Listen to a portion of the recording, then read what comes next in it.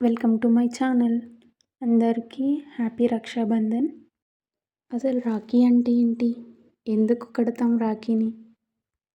నాకు తెలిసింది నేను చెప్తాను. మీకు తెలిసింది మీరు కామెంట్లో చెప్పండి. బంధం అంటే కేవలం అన్నా చెల్లెలు మాత్రమే కాదు, అన్న తమ్ముళ్ళది కూడా బంధమే. చిన్నప్పుడు కలిసి ఆడుకుంటాం, చిన్న చిన్న విషయాలకే కొట్టుకుంటాం. నువ్వంటే నాకు ఇష్టం ఉండవు అని గట్టిగా చెప్తాం, కోపంగా కూడా.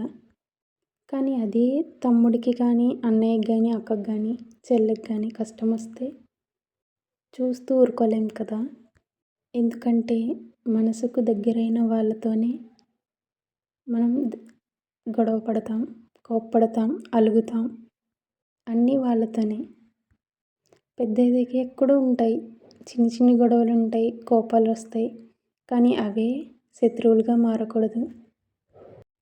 ఎన్ని మాటలు అనుకున్నా, ఎన్ని రోజులు మాట్లాడుకోకపోయినా, అవసరం వచ్చినప్పుడు నీ పక్కన నిలబడేది నీ తోబుట్టువు మాత్రమే. మనకంటే ఎవ్వరూ వచ్చి నుంచోరు. ఎందుకని మనం పంతాలకి పోతున్నాం అన్నిటికి? ఏమన్నా మన అన్నే కదా, మన తమ్ముడే కదా అని ఎందుకు అనుకోం మనం?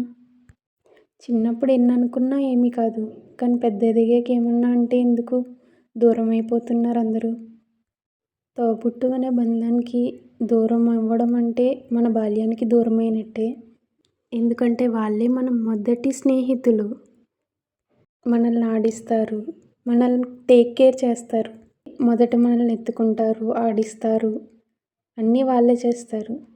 తమ్ముడిగా నువ్వెందుకు తీసుకోవాలంటే? చెల్లిగా నువ్వెందుకు తీసుకోవు? నా అన్నే కదా అన్నది అని అన్నంత మాత్రం మనకేమవుతుంది? మన అన్నయ్యే కదా అన్నాడు, తప్పేముంది ఇందులో? మీకు మీరు క్వశ్చన్ చేసుకోండి. ఇది మన తోబుట్టువులు దూరం అయితే మనకున్న బలం అంతా దూరం అవుతుంది. నా అనుకున్న బాండ్ చిన్నప్పటి నుంచి మనతోనే ఉంటుంది, కానీ సడన్గా ఉండదు అంటే it's not easy to take. ఈ రాఖీ రోజున మీ అన్నకి కానీ, మీ తమ్ముడికి కానీ కట్టకపోయి ఉంటే వెళ్ళి కట్టండి.